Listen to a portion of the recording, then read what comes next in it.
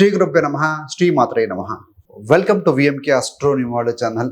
August 28, 2026 ఈ తేదీన ఆకాశంలో ఒక అత్యంత శక్తివంతమైన పాక్షిక చంద్రగ్రహణము ఏర్పడబోతుందండి.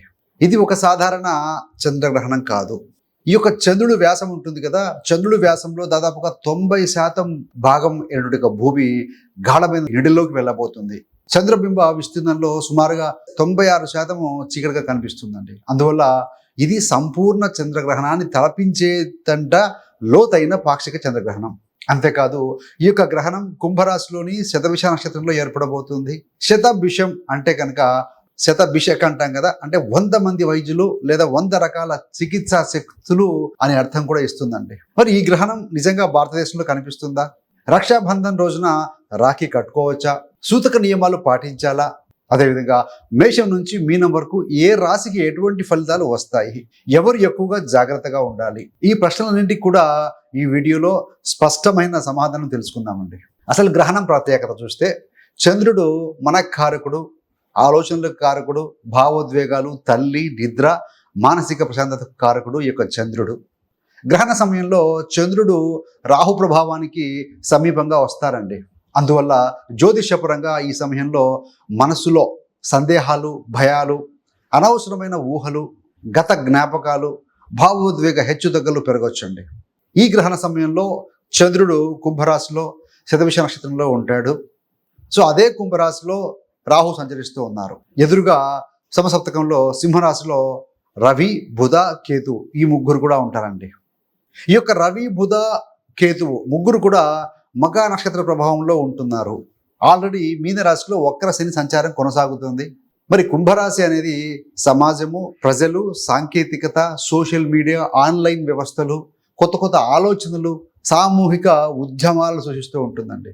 మరి సింహరాశి అనేది చూస్తే అధికారం, నాయకత్వము, గౌరవము, అహంకారం, ప్రభుత్వం మరియు ఉన్నత పదవులను సూచిస్తూ ఉంటుందన్నమాట. అందువల్ల సామూహికంగా కనుక చూస్తే ప్రజల అభిప్రాయాలకు, అధికార వ్యవస్థలకు ఈ మధ్య విభేదాలు ఉంటాయండి. సాంకేతిక రంగంలో కూడా మార్పులు రాబోతున్నాయి. సైబర్ భద్రతపై ఆందోళనలు, అదేవిధంగా ఆరోగ్యము, నీరు, వాతావరణం వంటి అంశాలపై చర్చలు పెరిగే అవకాశం ఉందని మన యొక్క జ్యోతిషం ద్వారా తెలుస్తోంది. ఈ యొక్క గ్రహణాలు, గ్రహాల కాంబినేషన్ వల్ల తెలుస్తుందండి. అయితే వీటిని భయపెట్టే ఖచ్చిత సంఘటనలు కాకుండా జాగ్రత్త వహించాల్సిన సామూహిక అంశాలుగా మాత్రమే తీసుకోవాలండి. సో ఇవి చూసి బెంబేలెత్తిపోవాల్సిన అవసరం లేదు. మరి గ్రహణ సమయాలు ఏంటయ్యానంటే, భారతదేశంలో ఈ యొక్క గ్రహణ దర్శనం అనేది భారత కాలమానం ప్రకారం 28 ఆగస్టు 2026 తేదీన ఈ యొక్క గ్రహణ ప్రారంభం సుమారుగా ఉదయం 6:54 మొదలవుతుంది. పాక్షిక గ్రహణ ప్రారంభం అనేది ఉదయం సుమారు 8:04 గ్రహణం యొక్క గరిష్ట స్థితి చూస్తే ఉదయం సుమారు 9:43 ఉంటుంది.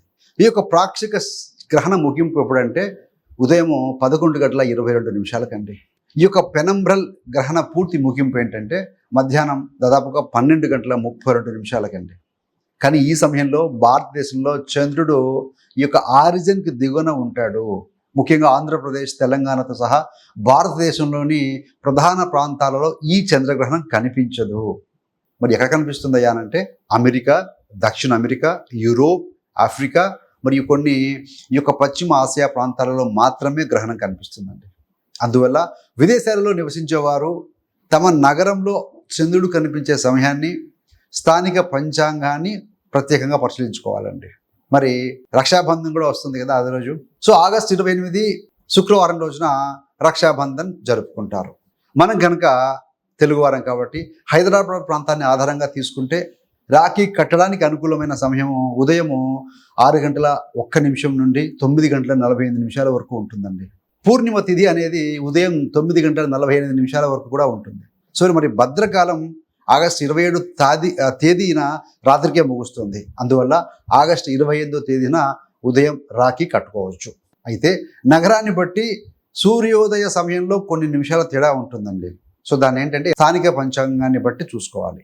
గ్రహణం ఉంది కాబట్టి రాఖీ కట్టకూడదు అనే భయము భారతదేశంలో అవసరం లేదు. ఎత్ర దృశ్యతే తత్ర సూతకం అనే సాంప్రదాయం సూత్రం ప్రకారము గ్రహణం కనిపించే ప్రాంతంలోనే సూతక నియమాలు ప్రధానంగా వర్తిస్తాయని అనేకమైన మన పంచాంగ సంప్రదాయాలు, జ్యోతిష నియమాలు కూడా చెబుతూ ఉన్నాయండి. భారతదేశంలో గ్రహణం కనిపించదు కాబట్టి సాధారణంగా సూతకం ఉండదు. ఆహారం మానేయటము, పిల్లలు లేదా గర్భిణులు భయపడటం అనేది అవసరమే లేదండి. అయితే కుటుంబ ఆచారం లేదా గురు సాంప్రదాయం కనుక వేరుగా ఉంటే దానిని గౌరవించవచ్చు. మరి 12 రాసుల వారికి ఏ విధమైన ఫలితాలు ఉంటాయో చూద్దామండి. సో మనం చెప్పబోయేది లగ్నం నుంచి కావచ్చు, మీ రాశి రెండు కలిపి కూడా చూసుకోవచ్చండి. ఏది ఏమైనా వ్యక్తిగత జాతకంలోని దశలు, అంతర్దశలు, గ్రహబలాన్ని బట్టి ఫలితాల తీవ్రత అనేది కాస్త మారుతుంది. మొదటిగా మేషరాశి. ఎందుకంటే సహజ చక్రం మొదలయ్యేది మేషరాశితో కాబట్టి మేషరాశి నుంచి మొదలెడదాం. మేషరాశి వారికి ఈ గ్రహణం 11వ స్థానంలో ఏర్పడుతుందండి. 11వ స్థానం అంటే ఇది ఏంటంటే ఆదాయము, లాభాలు, స్నేహితులు, పరిచయాలు, పెద్ద పెద్ద సంస్థలు, లాంగ్ స్టాండింగ్ డిజైర్స్ అంటే దీర్ఘకాలికమైన కోరికలకు సంబంధించిన స్థానం అండి. మీ యొక్క పాత స్నేహితులతో దూరం ఏర్పడవచ్చు. ఉపయోగం లేని పరిచయాలను వదిలి కొత్త వ్యక్తులతో కలవాలనే ఆలోచన వస్తూ ఉంటుంది మీకు. టెక్నాలజీ, సోషల్ మీడియా లేదా ఆన్లైన్ రంగాల ద్వారా కొత్త అవకాశాలు రావచ్చు. అయితే షేర్ మార్కెట్, బెట్టింగ్, త్వరగా డబ్బు వస్తుందని చెప్పే పథకాల్లో తొందరపడి పెట్టుబడులు పెట్టకూడదు. చంద్ర రాహు కలయిక ఉంది కాబట్టి మీ యొక్క భవిష్యత్ ప్రణాళికలను అందరితో చెప్పకుండా గోప్యంగా ఉంచడం మంచిదండి. మరి వృషభ రాశి వారికి చూస్తే, వృషభ రాశి వారికి గ్రహణం 10వ స్థానంలో ఏర్పడుతూ ఉంటుంది. ఇది ఉద్యోగం, వృత్తి, హోదా, బాధ్యతలు, ప్రజల్లో పేరు ప్రతిష్టలకు సంబంధించిన స్థానం అండి. ప్రభుత్వ ఉద్యోగము లేదంటే కనుక వృత్తి మీద కాస్త అసంతృప్తి పెరగచ్చు. మీ యొక్క రెస్పాన్సిబిలిటీ, బాధ్యతలలో అకస్మాత్తుగా మార్పులు రావచ్చు అండి. మీ యొక్క పై అధికారులతో కొన్ని అభిప్రాయ భేదాలు ఏర్పడే అవకాశం ఉంటుంది. దయచేసి కోపంతో ఉద్యోగానికి రాజీనామా చేయవద్దు. సరైన సమాచారము, ఆర్థిక భద్రత, ప్రత్యామ్నాయ అవకాశం ఉన్న తర్వాతనే నిర్ణయం తీసుకోవాలండి. Don't take any emotion decision అండి. విదేశీ సంస్థలు, ఆధునిక సాంకేతిక రంగాలు కానీ లేదంటే కనుక కొత్త బాధ్యతల ద్వారా మంచి అవకాశం కూడా రావచ్చండి. మిథున రాశి వారికి, మిథున రాశికి గ్రహణం 9వ స్థానంలో జరుగుతోంది.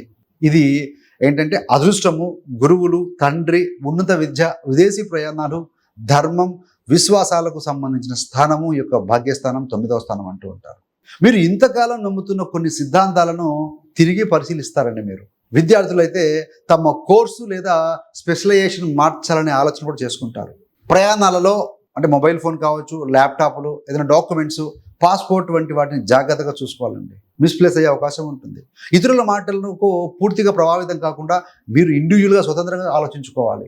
సరైన గురువు లేదా అనుభవజ్ఞ సలహా మీ యొక్క లైఫ్ డైరెక్షన్ మార్చే అవకాశం ఉంటుంది కాబట్టి సో ఆ విధంగా సలహాతో ముందుకు వెళ్ళాలి. కర్కాటక రాశి వారికి రాష్ట్రాధిపతి చంద్రుడు ఈ గ్రహణము మీకు 8వ స్థానంలో ఏర్పడటం వల్ల భావోద్వేగ ప్రభావం కొంచెం ఎక్కువగా ఉంటుందండి. అనుకోని మార్పులు, జీవిత భాగస్వామి ఆదాయంలో కొంచెం హెచ్చుతగ్గులు, అదేవిధంగా కుటుంబంలోని రహస్య విషయాలు, ఇన్సూరెన్స్ కావచ్చు, అంటే బీమా కావచ్చు, వారసత్వం కావచ్చు, పన్నులు మరియు రుణాలకు సంబంధమైన అంశాలు మీ ముందుకు రావచ్చండి. నిద్రలేమి కావచ్చు, అజీర్ణము, అసిడిటీ, అనవసరమైన భయం కూడా కొన్నిసార్లు కలుగుతుంది. రాష్ట్రాధిపతి 8th హౌస్లో ఉన్నారు, దట్టు రాహుతో కలిసి ఉన్నారు కాబట్టి. ఆరోగ్య సమస్య ఉంటే జ్యోతిష్య పరిహారాలు మాత్రమే ఆధారపడకుండా దయచేసి వైద్యుడి కూడా సంప్రదించాలండి. ఏది ఏమైనా ఈ యొక్క చెక్కులు, ఒప్పందాలు, బ్యాంకు పత్రాలు ఇవన్నీ కూడా పూర్తిగా పరిశీలించిన తర్వాతనే సంతకం చేయగాలి. ఏది ఏమైనా 8th హౌస్లో కాబట్టి జ్యోతిష్యం, మంత్రశాస్త్రం, ఆధ్యాత్మిక విద్యల మీద కూడా ఆసక్తి బాగా పెరుగుతుంది కర్కాటకం వారికి. మరి తదుపరి సింహరాశి వారికి, సింహరాశి గ్రహణము 7వ స్థానంలో ఏర్పడుతుంది. అదే సమయంలో మీ రాశిలో రవి, బుధ, కేతువు సంచరిస్తూ ఉన్నారు. సో 7వ స్థానం కదా, దాంపత్యం, వ్యాపార భాగస్వామ్యం, ప్రజలతో సంబంధాలు ఇవన్నీ కూడా ప్రధాన అంశాలు అవుతాయండి. మీకు జీవిత భాగస్వామి మాటలను తప్పుగా అర్థం చేసుకునే అవకాశం ఉంటుంది. అంటే థర్డ్ పర్సన్స్ యొక్క మాటల వల్ల దాంపత్యంలో అనుమానాలు పెంచుకోవద్దు.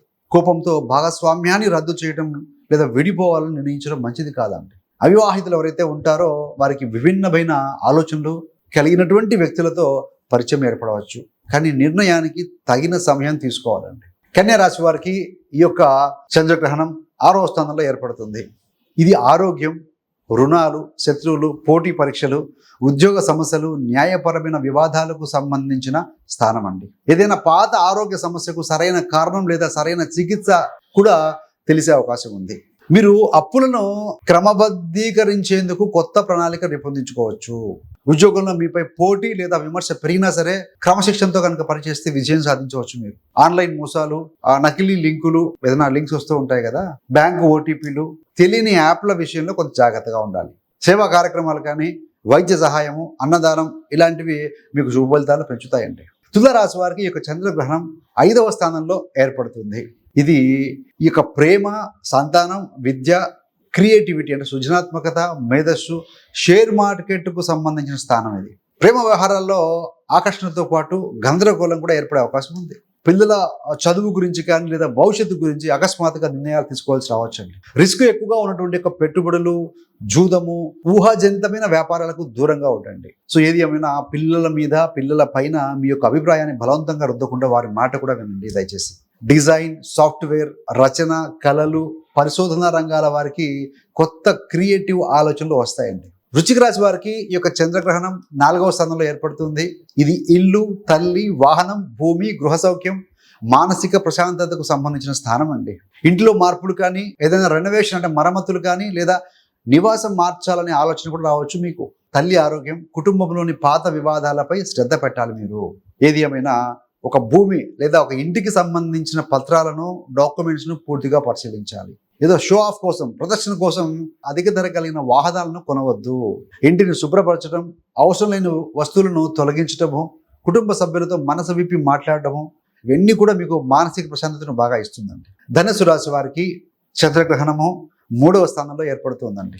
ఇదేంటంటే ధైర్యం, కమ్యూనికేషన్, రైటింగ్ అంటే రచన, మార్కెటింగ్, చిన్న చిన్న ప్రయాణాలు, తమ్ముళ్ళు, చెల్లెళ్లకు సంబంధించిన స్థానం ఈ 3వ స్థానం. సో మీ మాట్లాడే విధానం లేదంటే కనుక ప్రజలకు మీ ఆలోచనలు తెలియజేసే పద్ధతిలో పెద్ద పెద్ద మార్పులు రావచ్చు. యూట్యూబ్ కానీ, social media, book writing, blogging రంగాల్లో కొత్త అవకాశాలు కనిపిస్తాయండి. అయితే ఎమోషన్తో, కోపంతో మెసేజ్లు పంపటము, సోషల్ మీడియాలో వివాదాస్పదమైనటువంటి ఒక వ్యాఖ్యలు చేయడం నివారించాలి. దానివల్ల చిన్న చిన్న ఇబ్బందులు ఎదుర్కొనే అవకాశం ఉంది. మీరు చేసేటువంటి చిన్న చిన్న ప్రయాణాల్లో కాస్త ఆలస్యాలు జరగచ్చు. మీ కుటుంబ సభ్యులతో వచ్చే నకిలీ ఫోన్ కాల్స్ అయితేనేమి, డిజిటల్ మోసాల పట్ల కూడా జాగ్రత్తగా ఉండాలండి. మకర రాశి వారికి ఈ యొక్క చంద్రగ్రహణం 2వ స్థానంలో ఏర్పడుతుంది. ఇది కుటుంబం, ధనం, మాట, ఆహారం, పొదుపు, కుటుంబ విలువలకు సంబంధించిన స్థానం అండి. కుటుంబ ఆర్థిక పరిస్థితిని తిరిగి సమీక్షించాల్సిన సమయం ఇది. ఆదాయం ఉంటుంది, ఆదాయం ఉన్నప్పటికీ కూడా అనవసర ఖర్చులు కూడా పెరిగే అవకాశం ఉంది. కఠినంగా మాట్లాడటము, దానివల్ల ఏంటంటే కుటుంబ సభ్యులు బాధపడే అవకాశం ఉంది. సో ఏది ఏమైనా మాట వెనక్కు వచ్చిన తర్వాత వెనక్కి తీసుకోవాలని గుర్తించాలని మీరు దయచేసి. పెట్టుబడి పెట్టే ముందు దాని భద్రత, అవసరం ఏంటి, దానివల్ల తిరిగి వచ్చే లాభాన్ని పరిశీలించండి. వ్యాపార విలువ నిర్ణయం చేసుకోవడం, ఆ బిజినెస్ గురించి పెట్టుబడిదారులతో చర్చలు చేయటము, నిధుల సమీకరణలో కొత్త అవకాశాలు కూడా వచ్చే అవకాశం ఉంది. కుంభరాశి వారికి ఈ యొక్క చంద్రగ్రహణం నేరుగా మీ రాశిలోనే ఏర్పడుతోంది. అందువల్ల ఈ యొక్క ద్వాదశ రాశుల్లో కూడా కుంభరాశి వారిపై ప్రభావం కొంచెం ఎక్కువగా ఉండొచ్చండి. మీ యొక్క వ్యక్తిత్వము, ఆరోగ్యము, ఆలోచనలు, భవిష్యత్తు దిశను తిరిగి పరిశీలించే పరిస్థితి వస్తుందండి. అసలు నేను చేస్తున్నది సరైనదేనా, ఈ సంబంధం నాకు అవసరమా, నా జీవితానికి నిజమైన లక్ష్యం ఏమిటి, ఇలాంటి ప్రశ్నలు మీకు కలగచ్చండి. భావోద్వేగంతో పెద్ద పెద్ద నిర్ణయాలు తీసుకోవద్దు. జీవిత భాగస్వామి లేదా కుటుంబ సభ్యులతో విభేదం కనుక వస్తే వెంటనే స్పందించకుండా కొంత సమయం తీసుకోండి. దానివల్ల మానసిక స్థితి కొంచెం మార్పు వస్తుంది. శతభిష నక్షత్రం అనేది చికిత్స, పరిశోధన, అంతర్ముఖతను సూచిస్తూ ఉంటుందండి. హెల్త్ చెకప్స్ అంటే ఆరోగ్య పరీక్షలు చేయించుకోవటం, జీవన శైలిని మార్చుకోవటం, చెడు అలవాటును వదిలేయడం ద్వారా ఈ యొక్క శక్తిని మీరు సానుకూలంగా ఉపయోగించుకోవచ్చు. మీన రాశి వారికి చంద్రగ్రహణము 12వ స్థానంలో ఏర్పడుతుందండి. ఇదేంటంటే నిద్ర, ఖర్చులు, విదేశాలు, ఏకాంతం, ఐసోలేషన్, ఆధ్యాత్మికత, గత జ్ఞాపకాలు, అవచేతన మనస్సుకు సంబంధించిన స్థానం అండి. ఏవైనా పాత సంఘటనలు కానీ, విఫలమైన సంబంధాలు, లేదంటే కనుక ఆర్థిక తప్పులు మీకు గతంలో జరిగిన గుర్తుకు రావచ్చు. అదేవిధంగా 12th హౌస్ అంటే రిలాక్సేషన్, నిద్ర కూడా కాబట్టి నిద్రలో విచిత్రమైన కథలు కూడా రావచ్చు. ఏదేమైనా గతాన్ని మార్చలేము, కానీ గతం నుంచి నేర్చుకుని భవిష్యత్తును మార్చుకోవచ్చు. ముఖ్యంగా ధ్యానం, యోగా అంటే యోగ నిద్ర కావచ్చు, మంత్ర జపము, పుణ్యక్షేత్రాల సందర్శనము, డైరీ రాయటము, ఇలాంటివన్నీ కూడా మానసిక ప్రశాంతతను ఇస్తాయండి. ఏదైనా విదేశీ ఉద్యోగం లేదా విదేశీ ప్రాజెక్టులకు సంబంధించిన అవకాశాలు కూడా వస్తాయి. ఖర్చులను మనమే నియంత్రించుకోవాలి, ఇది మన చేతుల్లోనే ఉంది. ఎక్కువగా జాగ్రత్తగా ఉండాల్సిన రాశులు ఏమయ్యానంటే ఈ యొక్క చంద్రగ్రహణం ఆగస్టు 28న ఏర్పడుతుంది కదా. కుంభరాశి వారు ఆరోగ్యం, భావోద్వేగాలు, వ్యక్తిగత నిర్ణయాలు. రెండవది సింహరాశి వారు 7వ స్థానంలో ఏర్పడుతుంది కదా, దాంపత్యం, భాగస్వామ్యాలు. మూడవది కర్కాటక రాశి వారు ఆరోగ్యం, రహస్యమైనటువంటి ఆర్థిక వ్యవహారాలు జాగ్రత్తగా ఉండాలి. నాలుగవది వృషభ రాశి వారు ఉద్యోగం కానీ హోదా విషయంలో జాగ్రత్త. ఐదవది మకర రాశి వారు ధనం, కుటుంబం, మాట. ఆరవది మీన రాశి వారు ఈ యొక్క నిద్ర, ఖర్చుల విషయము, మానసిక ప్రశాంతత, ఈ విషయాల్లో కొంత ఎక్కువగా జాగ్రత్తగా ఉండాలండి. సో మొత్తంగా ఈ 6 రాశుల వాళ్ళు కొంచెం జాగ్రత్తగా ఉండండి. అదేవిధంగా కుంభరాశిలో లేదా శతభిష నక్షత్రంలో కనుక జన్మచంద్రుడు కానీ లగ్నం కానీ ముఖ్యమైన గ్రహాలు ఉన్న వారికి ఈ గ్రహణం వ్యక్తిగతంగా మరింత ప్రాధాన్యతను కలిగి ఉండవచ్చండి. సో చెక్ యువర్ హోరోస్కోప్, మీ యొక్క వ్యక్తిగత జాతకం పరిశీలించుకోండి. కానీ గ్రహణం అంటే తప్పకుండా చెడు జరుగుతుందని భావించకండి. గ్రహణం అనేది మనకు కనిపించకుండా దాచిపెట్టిన విషయాన్ని గుర్తించి సరిదిద్దుకునే అవకాశం ఇస్తుందని మాత్రమే జ్యోతిషం చెబుతుంది.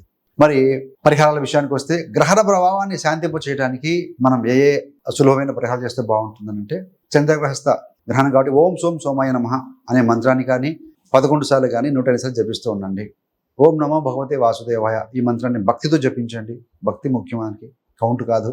సోమవారం రోజున పాలు, బియ్యము, తెల్లని వస్త్రం కానీ లేదా అన్నదానం అవసరమైన వారికి దానం చేయొచ్చండి. అదేవిధంగా శివాలయంలో కూడా మీరు స్వామివారిని దర్శించి శివలింగానికి నీటితో అభిషేకం చేయండి. గ్రహణానికి ముందు తర్వాత 2 రోజుల పాటుగా కోపము, గొడవలు, అనవసరమైన వాదనలు, తొందరపాటు నిర్ణయాలు కాస్త తగ్గించండి. ఏదైనా మీకు మెంటల్ ప్రెషర్ ఉందనుకోండి, మానసిక ఒత్తిడి ఉందనుకోండి, మీ యొక్క భావాలను, మీ యొక్క ఫీలింగ్స్ని కాగితం మీద రాసి సమస్యకు సాధ్యమైన పరిష్కారాలను మీరు గుర్తించాలండి. మైండ్లో పెట్టుకుంటే కుదరదు. గర్భిణులు, వృద్ధులు, చిన్నపిల్లలు, మధుమేహం కానీ లేదా ఇతర ఆరోగ్య సమస్యలు ఉన్నవారు ఆహారము లేదా మందులను నిలిపివేయకూడదు. వైద్యుల సూచనలు తప్పకుండా పాటించాలండి. ఫ్రెండ్స్, చంద్రగ్రహణము మన జీవితంలో చీకటిని తీసుకురావడానికి రాదండి. మనలో దాగి ఉన్న భయాలు, అనుమానాలు, బాధలు, చెడు అలవాట్లను గుర్తించి వాటిని తొలగించడానికి ఒక సంకేతంగా మాత్రమే చూడాలి.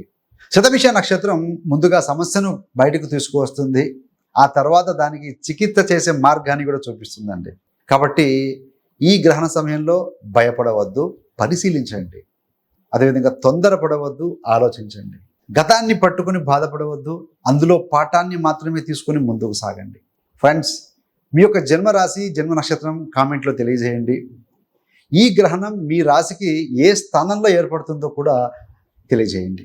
మన ఈ యొక్క సమాచారం కనుక మీకు ఉపయోగకరంగా అనిపిస్తే వీడియోని లైక్ చేసి మీ కుటుంబ సభ్యులు మరియు స్నేహితులతో షేర్ చేయగలరండి. ఇలాంటి మరిన్ని లోతైన జ్యోతిష విశ్లేషణల కోసం VMK astro numerology channel subscribe చేసుకొని పక్కనున్న బెల్ సింబల్ మీద క్లిక్ చేసి ఆల్ బటన్ నొక్కితే మేము చేసే ప్రతి వీడియో కూడా నోటిఫికేషన్ ద్వారా మీ దాకా ఉంటుందండి. సర్వేజన సుఖినో భవంతు. స్వస్తి.